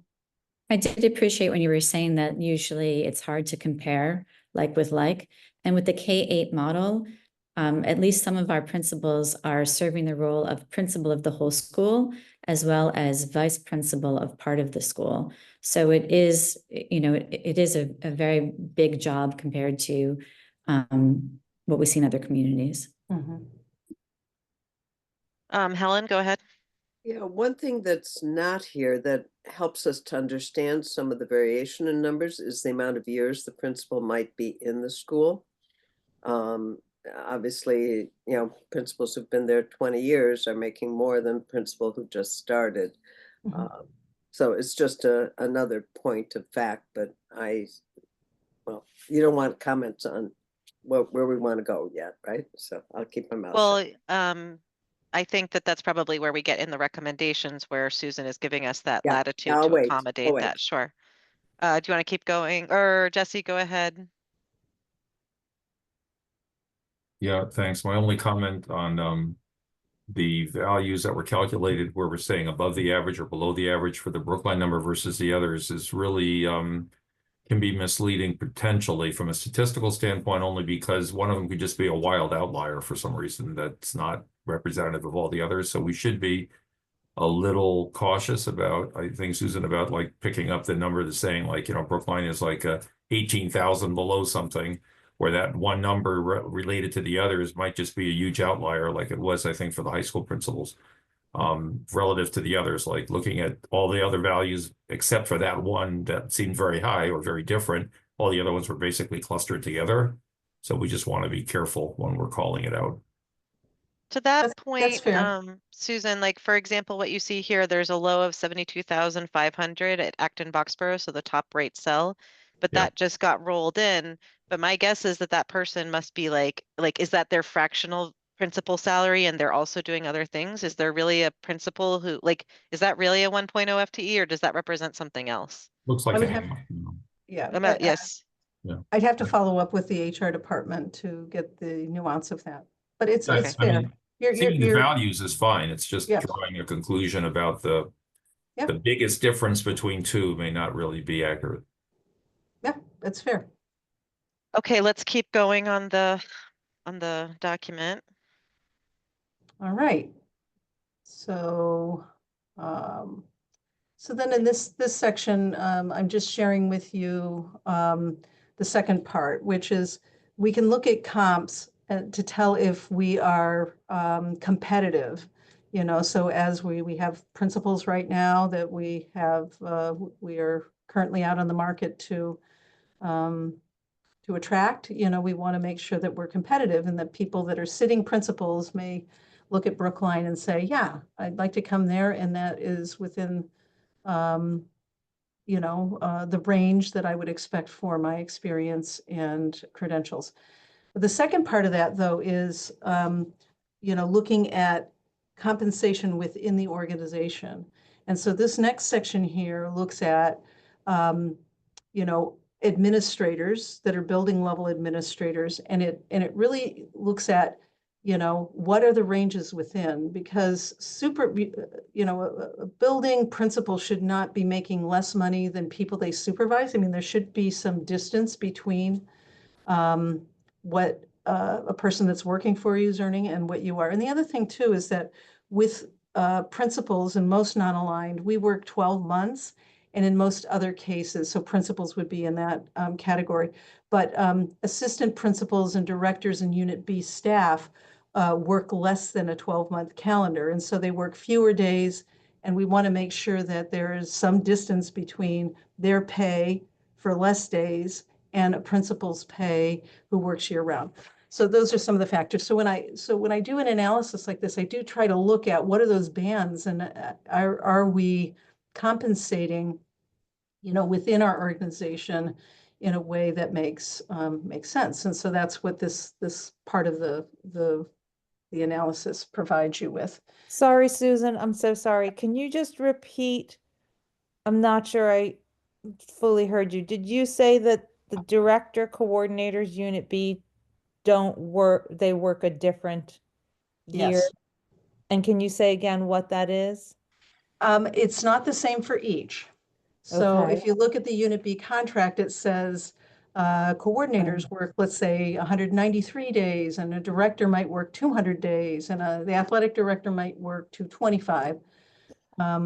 They don't get vacation days and things like that. They're paid for the number of days they work, just like a teacher works 183 days, and we pay them for that. And so their pay structure is based on this per diem scale as opposed to a salary year round. And so elementary school assistant principals don't work year round, but the principal works year round. So we want to make sure that if assistant principals are making 144,000, and I do know of one case with the lowest paid principal where a person that reports to them is making more money than they are. So we really don't want that to be the case, right? To work more days and make less money. It just doesn't intuitively make sense. And it's not good for morale.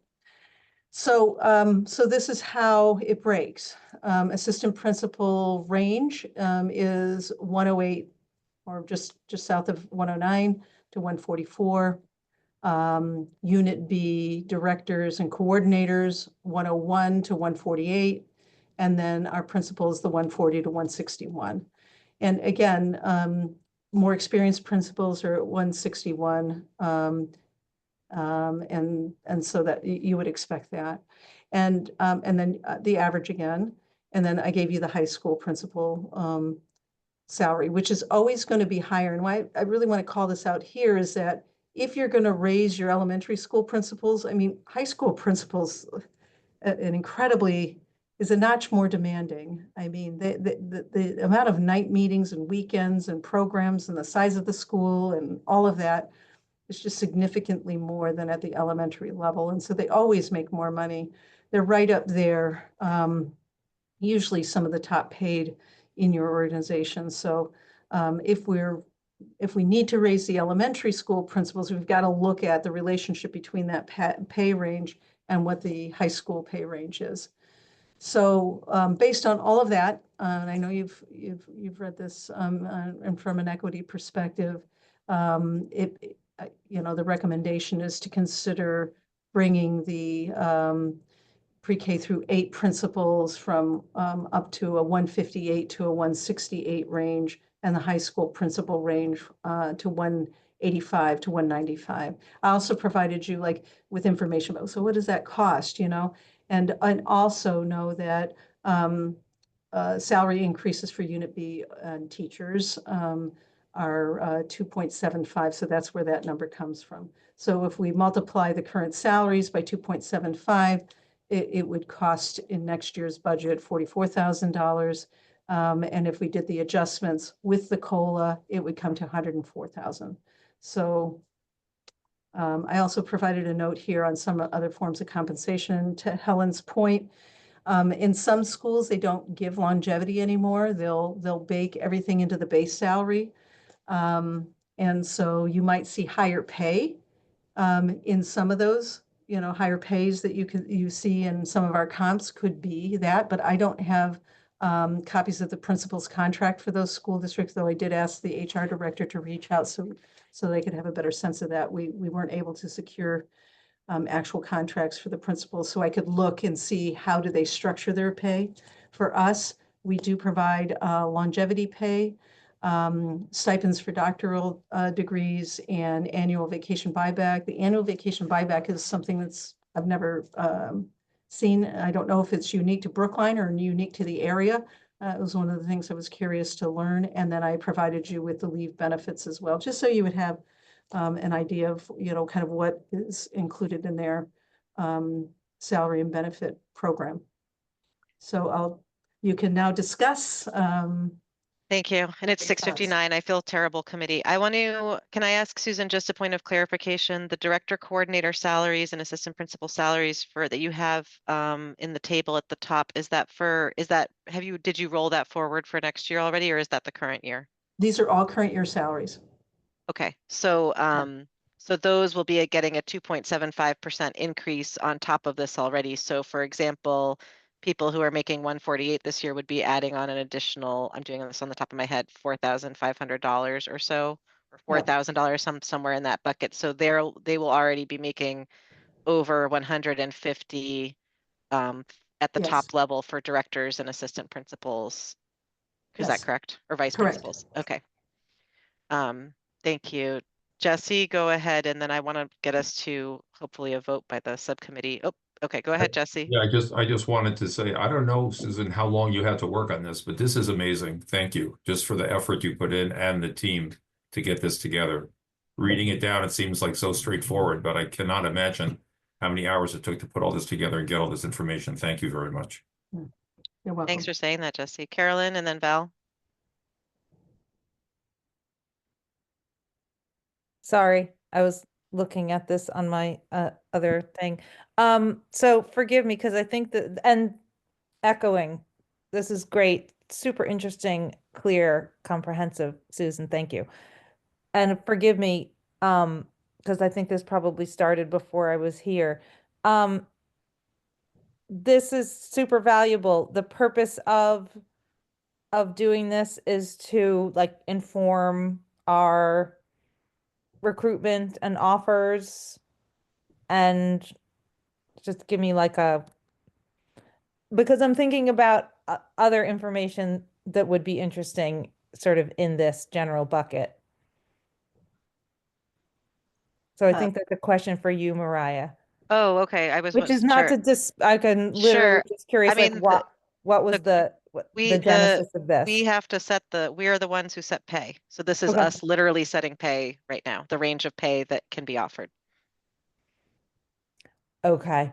Yes. And that's why we're going to be voting. Correct. And then it goes to full committee. And this is one part of a much larger document that you did join the committee last year, if I recall, when we talked about at least the second version of the non-aligned compensation. Remember when we talked about like all of the summer program stipends and all of that? Yeah. Everything that's not a contractual salary, yep, we set. So that's why like we have to set the stipends for all the different programs. We are the ones who negotiate the superintendent's salary. We are the Yep. ones who set these Okay. salaries. Okay, then I think this is a comment that I think is relevant, and I've raised this before, and I know there's been a lot going on. I think it's important for the school committee to be provided with like, I don't know what it would look like, a full range or a report of the independent employment agreements. I would really love to know like the list of all the positions and the salaries. I think that's something we should have. So that may be a separate conversation, but I just want to put that out there that I think that's important. Thank you. Thanks. Val? Hi, I'm probably just confused, but the cost of living adjustment at 2.75 and $44,000, why is that different from the cost to implement? And different from the total increase? I guess I just want to better understand. The total increase, the 60% is the delta between what Susan is proposing and what just a 2.75% increase across the board would be. Okay. Yeah. All right. Thanks. Yep. Those two numbers add up to each other. The 44 plus the 60 is the 104. Thank you. Wow.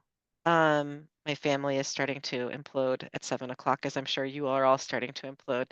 I'm assuming your hand is down now, Val. Helen, go ahead. So And just then I a want to bring quick us to a vote. remark.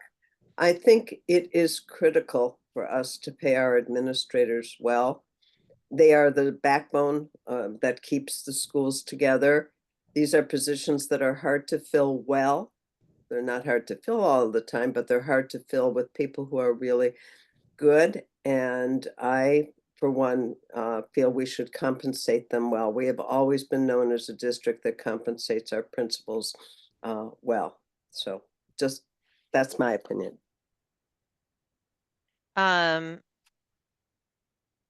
Linus, have you reviewed this already? Yes. And do you feel comfortable with the recommendations that they will allow you to retain your principals appropriately? I think you asked an interesting question when you asked about the current salary roll up. And so I'm just wondering, is there a little bit more buffer that needs to be applied there? So when you asked about the current salaries and then when that increase gets applied, so that would be my only.